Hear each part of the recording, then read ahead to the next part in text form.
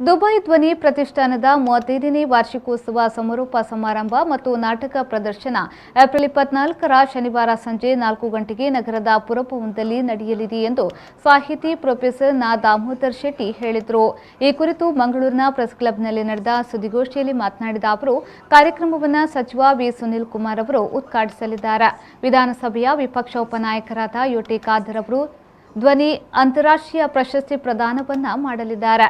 ಈ ವೇಳೆ ಮಂಗಳೂರು ದಕ್ಷಿಣ ವಿಧಾನಸಭಾ ಕ್ಷೇತ್ರದ ಶಾಸಕ ಡಿ ವೇದವ್ಯಾಸ್ ಕಾಮತ್ ಅವರು ಸಮಾರಂಭದ ಅಧ್ಯಕ್ಷತೆಯನ್ನ ವಹಿಸಲಿದ್ದಾರೆ.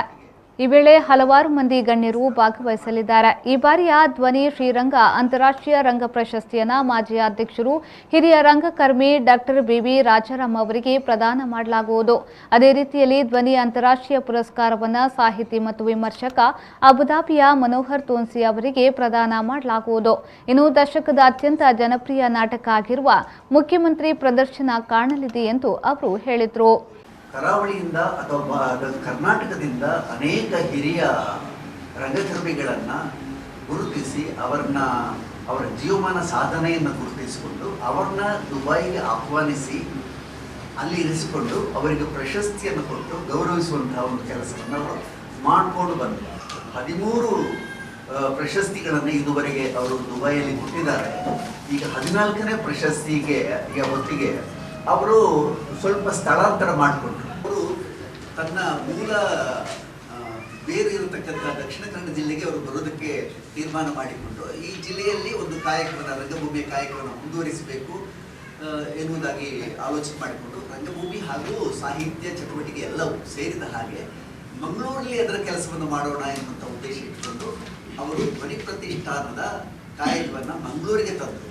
ಈ ಸಂಸ್ಥೆಗೆ ಒಟ್ಟು 35 ವರ್ಷ ಪ್ರಾಯ ಆಗಿದೆ.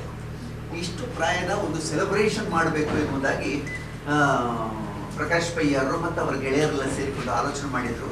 ಅದರ ಜೊತೆಗೇನೆ ಈ ಸೆಲೆಬ್ರೇಷನ್ ಅನ್ನುವಂಥದ್ದು ದೊಡ್ಡ ಪ್ರಮಾಣದಲ್ಲಿ ಆದರೆ ನಾಳೆ ಧ್ವನಿ ಪ್ರತಿಷ್ಠಾನ ಮಂಗಳೂರಲ್ಲಿ ಶಾಶ್ವತವಾಗಿ ನೆಲೆಸುವುದಕ್ಕೆ ಇರತಕ್ಕಂಥ ಒಂದು ಅಡಿಪಾಯ ಕೂಡ ಇದು ಆಗ್ತದೆ ಎನ್ನುವುದಾಗಿ ಭಾವಿಸಿಕೊಂಡು ದೊಡ್ಡ ಪ್ರಮಾಣದಲ್ಲಿ ಈ ಕಾರ್ಯಕ್ರಮವನ್ನು ಆಯೋಜನೆ ಮಾಡಿಕೊಂಡಿದ್ದಾರೆ.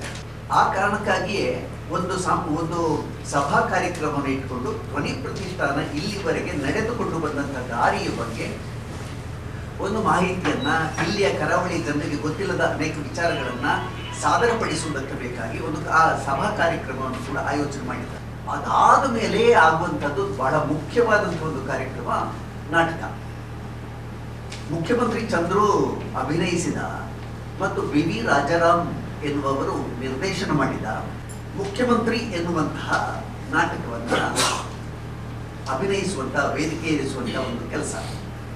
ಮುಖ್ಯಮಂತ್ರಿ ಚಂದ್ರು ಈ ನಾಟಕದ ಮೂಲಕವೇ ಮುಖ್ಯಮಂತ್ರಿ ಆದದ್ದು. ಇದರ ಜೊತೆಗೆ ಬಹಳ ಮುಖ್ಯವಾಗಿ ಇವರು ಮಾಡ್ತಾ ಬಂದಂಥದ್ದು ಕಳೆದ 13 ವರ್ಷಗಳಿಂದ ಪ್ರಶಸ್ತಿಯನ್ನು ಕೊಡ್ತಾ ಬಂದ್ರಲ್ಲ ದುಬೈಯಲ್ಲಿ, ಅದೇ ಪ್ರಶಸ್ತಿಯ 14ನೇ ಎಡಿಷನ್ ಅದು ಇಲ್ಲಿ ಆಗ್ತಾ ಇದೆ. ಈ ಮುಖ್ಯಮಂತ್ರಿ ನಾಟಕವನ್ನ ನಿರ್ದೇಶನ ಮಾಡಿದ ಬಹಳ ಎಳೆ ವಯಸ್ಸಿನಲ್ಲಿ ನಿರ್ದೇಶನ ಮಾಡಿದಂತಹ ಬಿವಿ ರಾಜಾರಾಮ್ ಅವರಿಗೆ ಈಗ 40 ವರ್ಷ ಹೆಚ್ಚಾಗಿದೆ. ಹಾಗೆ ಅವರನ್ನ ಗುರುತಿಸಿ ಅವರ ಜೀವಮಾನ ಸಾಧನೆಯನ್ನು ಗಮನಿಸಿ ಧ್ವನಿ ಪ್ರತಿಷ್ಠಾನ ಅವರಿಗೆ ಪ್ರಶಸ್ತಿಯನ್ನು ಕೊಡ್ತಾ ಇದೆ. ಆ ಪ್ರಶಸ್ತಿ 14ನೇ ಪ್ರಶಸ್ತಿ ಅದು ಇಲ್ಲಿ ನಡೀತಾ ಇದೆ. ಸುದ್ದಿಗೋಷ್ಠಿಯಲ್ಲಿ ಧ್ವನಿ ಪ್ರತಿಷ್ಠಾನದ ಅಧ್ಯಕ್ಷ ಪ್ರಕಾಶ್ ರಾವ್ ಪಯ್ಯಾರ್, ಗೌರವ ಕಾರ್ಯದರ್ಶಿ ಜಯಂತ್ ಶೆಟ್ಟಿ, ಮಂಗಳೂರು ಘಟಕದ ಕಾರ್ಯದರ್ಶಿ ಅವನೀಶ್ ಭಟ್, ನಟ ಮೈಮ್ರಾವ್ ದಾಸ್ ಉಪಸ್ಥಿತರಿದ್ದರು.